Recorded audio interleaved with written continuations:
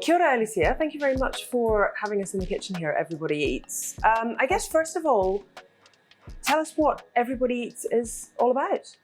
Everybody Eats is a restaurant here in Wellington. We are a pay-as-you-feel establishment, which means exactly that. Pay what you can. We do have a suggestion of payment options, which is encourages those to pay maybe a little bit more to help those who can't, which is always nice. And we also work with rescued food. Yeah. Yeah. So tell me a bit about how your day or your week works in terms of, because you don't go out and find or buy the produce. It comes to you. Yes. So we work with local charities like Kibosh, KCA, and other businesses as well, who may or may not have surplus food that they would like to hand over. But someone like Kibosh, they'll collect from other suppliers or farms those surplus items, and then they reallocate them to other charities like us. Okay, so where's it coming from? Is it supermarkets? Is it from producers directly or markets? Producers, yeah, it's all of the above. Yeah. Okay. I mean, it's just great that there's an outlet for those items to have a second life.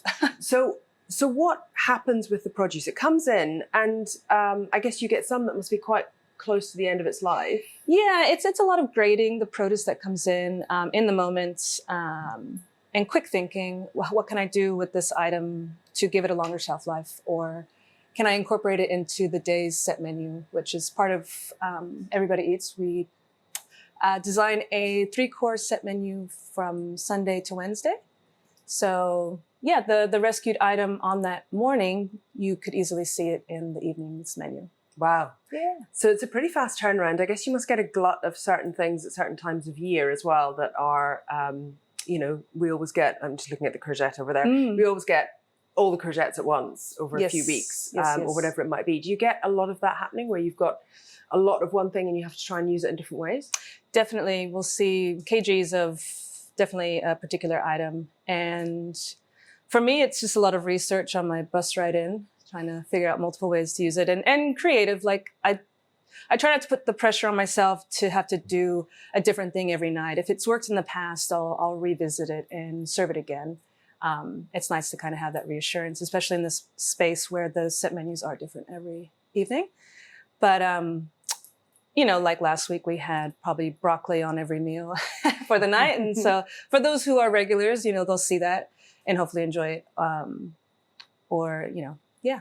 Do you get items as well that you're not quite sure what they are? I mean, you can tell it's maybe sitting in a particular family of vegetables, but maybe not quite sure the exact item. I think the most recent are particular types of leaves. I'm not too, I don't know very well. Recently we got what I kind of asked the volunteers, I always do if I'm not too sure if anyone can identify a particular leaf. But this one I think was in the hibiscus family, and we turned that into a salsa verde, which was really, really yum. Wow. Yeah. And so tell me a bit about how the kitchen operates. You're the head chef, so you kind of design the menus? Yes, I design the menu. And yeah, I mean, it's a lot of quick thinking, a lot of just being very methodical and projecting kind of, what's the most use I can get out of the one thing? Because sometimes we'll find that the rescue isn't that abundant. So, and just being resourceful and being sustainable. Stretching what we're getting the furthest. Absolutely. Yeah. And so you have a team of volunteers that come in and just, I guess, tell me from that point onwards, when they come in, what does the rest of your day look like?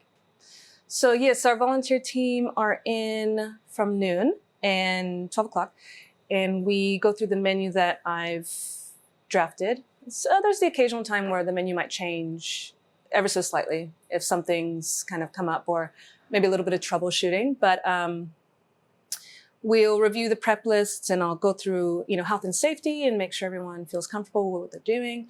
A lot of the volunteers may or may not have cooking experience, which is amazing that they're here nonetheless. And yeah, we'll crack on and serve it in the evening. How many people do you feed every night? We can serve up to 180 people. And we also make sure we've got enough food for our volunteer team, which can be up to 20 volunteers in the evening, front of house and back of house combined. Mm-hmm. And it's a 3-course set menu. A 3-course set menu, table service. So it's very special and very magical. And for those who haven't been in, it's the best way to really understand what we're all about. How long have you been here? I still consider myself quite new to the team. I've been here almost 5 months. Mm-hmm. Yeah. I've been a big fan of Everybody Eats since they've established their pop-ups in Auckland. And considering there aren't many positions in general in the charity, once one kind of presented itself, I jumped on the opportunity. Whereabouts were you working before? I was managing the kitchen in Parrot Dog out in Lyle Bay. Oh, yeah. So I was there for about 5 years, managing their back of house. Mm-hmm. I kind of consider this a pantry raid. That's usually the go-to or the approach when I'm cooking. But what's nice is I build a pantry with these surplus foods that I can now feel comfortable to say, all right, sweet, I've got all these ingredients that I can work with and make something yum out of.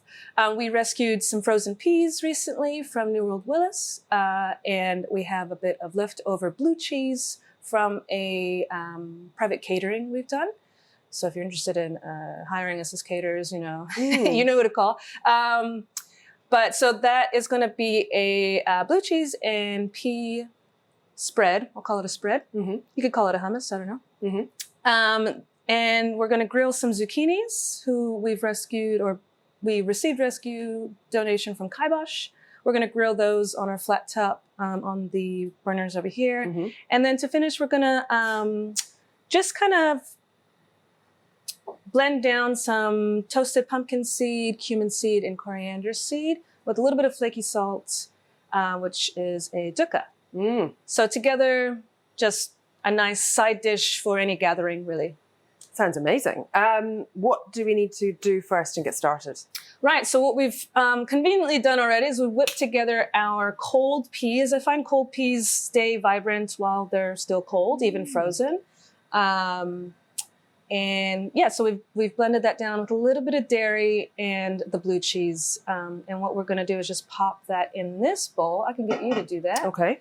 And we'll just carefully lift this guy. And just a few scoops to be handy for us. Sure thing. Thank you. Nice. I've given it a taste, can confirm it is delicious. And while you're doing that, I'm going to pop some zucchinis on the grill just so they can get some nice color. I like pushing the zucchinis to the edge of almost burnt. Oh, yeah? I like a bit of char in the barbecue. I mean, these can be done, in the kitchen or on the grill outside. Yeah. And so you just cut them into halves? Yeah, so thick slices maybe? I cut them into thick slices. I personally like a robust vegetable. Mm-hmm. It maintains integrity. And at times I'll only grill one side most and then the other side partially so that the residual heat cooks through and I'm not left with mush. Yeah, you don't want them to go soggy. Yeah, you don't want them to go soggy. So in this bowl, I've added some of our flaky salt, which is just a fancy salt. It's a finishing salt. It has a larger surface area. So unlike the fine salt, it's not as strong. Yeah. You'll find. I'm going to get you to pounce on these and just give them a good crack like that. And then we'll pop it into our bowl there. I'm just going to keep an eye on. Just a little looking good. Mortar. Yes, exactly.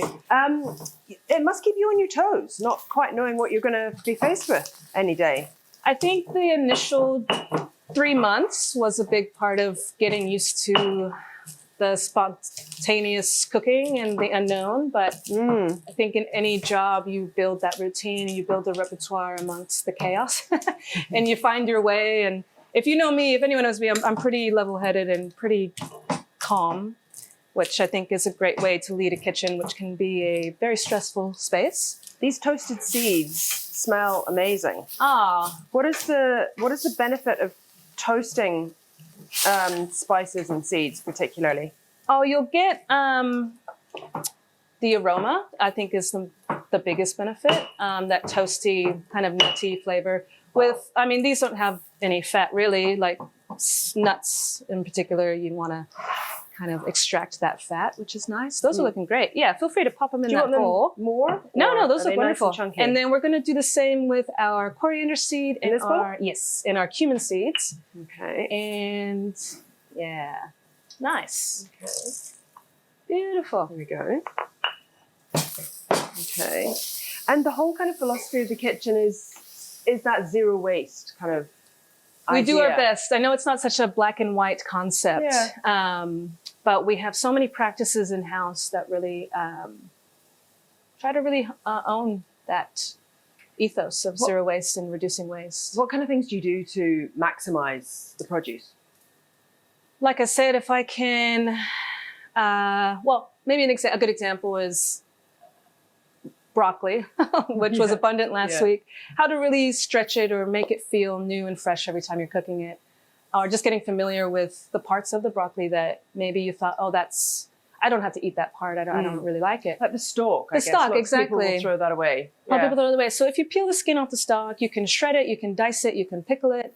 It's probably maybe even more enjoyable than the florets. I really like the stalk of broccoli. Yeah, I know. It's not everyone's thing. But yeah.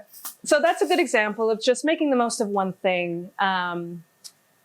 I don't know, if you have a deep fryer at home, if you're peeling vegetables, you can fry the skins of your vegetables for a crispy texture garnish. That's kind of a fun way to really use the whole part of your vegetable. Yeah. And I guess you can make preserves or definitely chutneys, that kind of thing as well, I guess. So recently we received a whole lot of kiwi fruit and some mustard from another local business, and we spent the day making a kiwi fruit mostarda, which is fruit and mustard.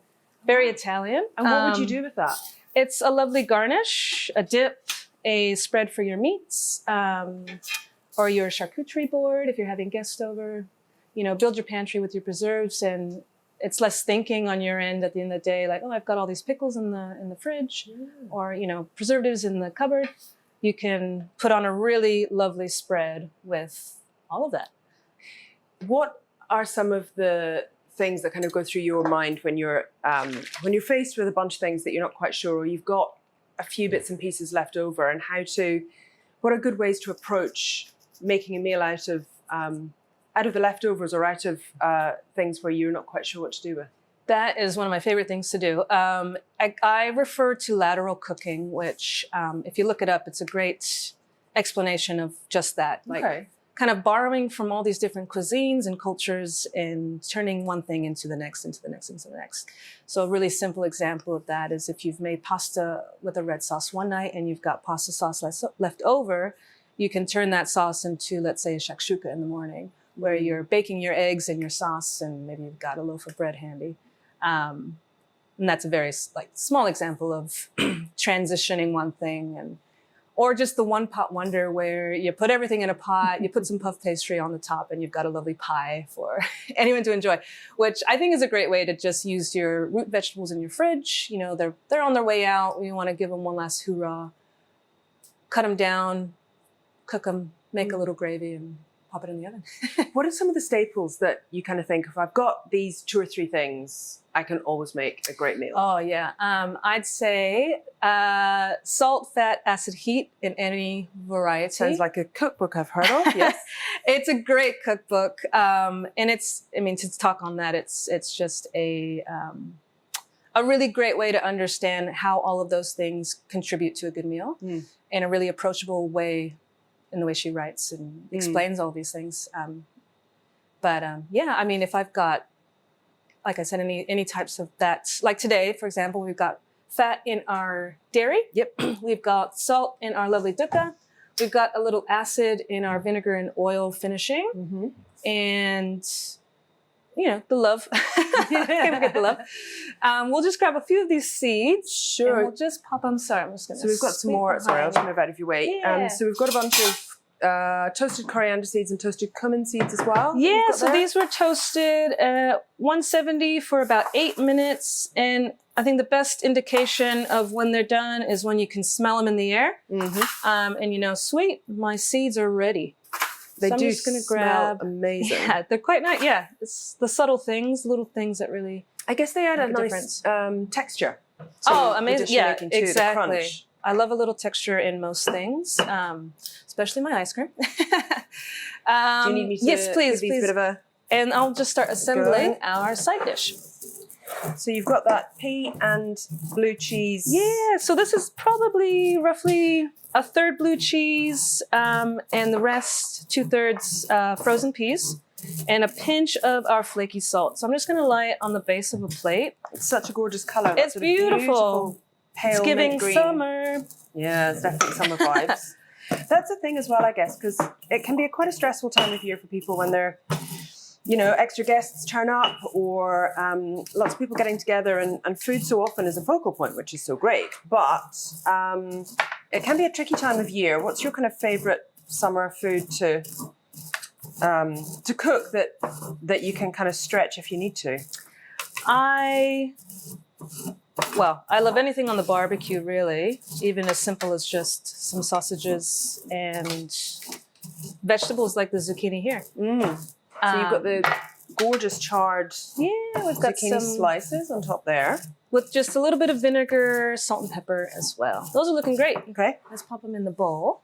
Okay. And then we'll give that a nice toss. Okay, so this is going in with some chunky pumpkin seeds, some ground up ones, some salt, the cumin and the coriander seeds. And if you, let's say you make a nice big batch of this guy, you can keep it on your shelf and put it on your fried eggs in the morning. Just toast alone, I think is really nice.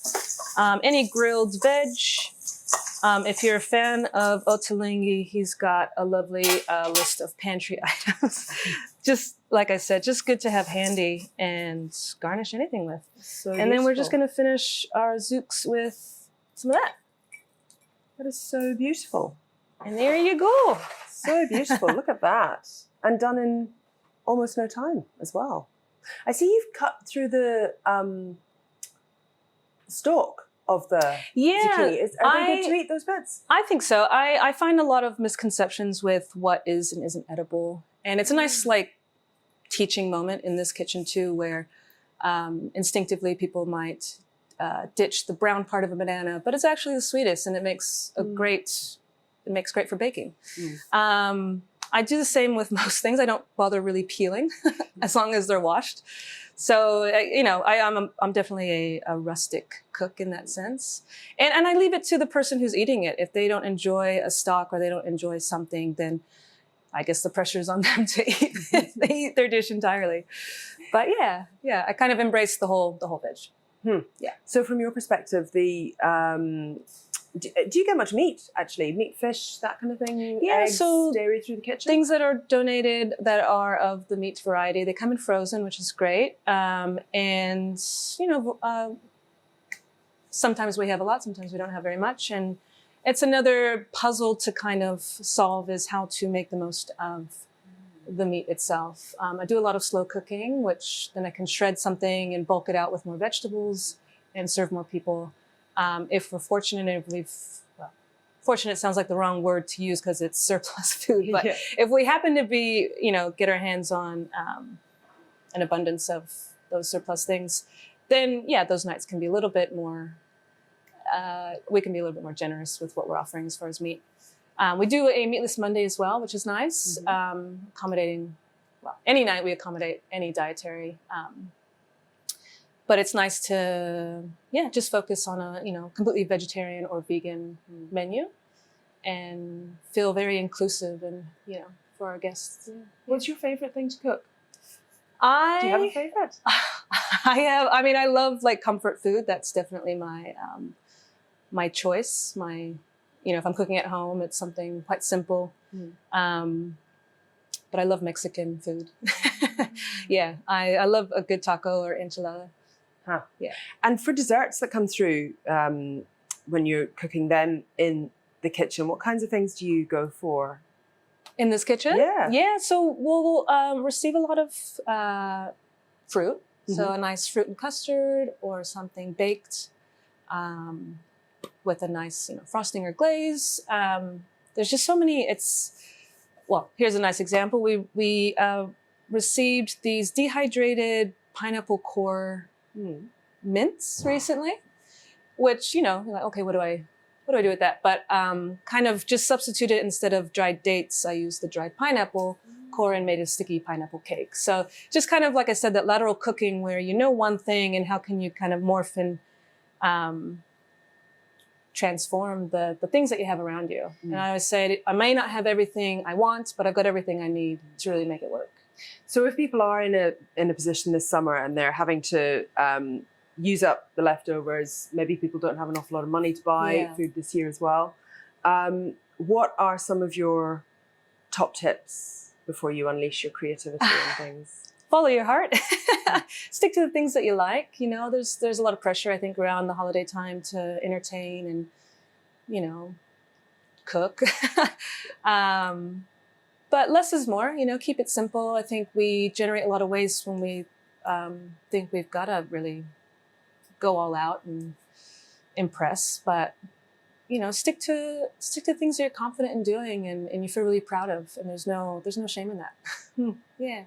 Thank you very much. Yeah. It's been amazing to meet you and to see this food. Am I allowed to eat some of that? Yes, you are. Yes, I've got a spoon handy. Amazing.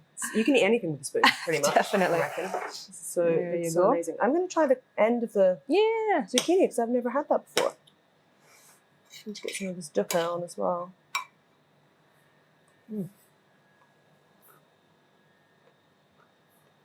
It's so delicious. Awesome. And the rest of these things today are going to go on tomorrow's menu for our guests. Wow. So all of this is, so you don't get to just enjoy it. No. That is really, really beautiful and so simple to do. Fantastic. Thank you so much. You're welcome. Thank you for having us. Yeah. Yum. You're going to eat more.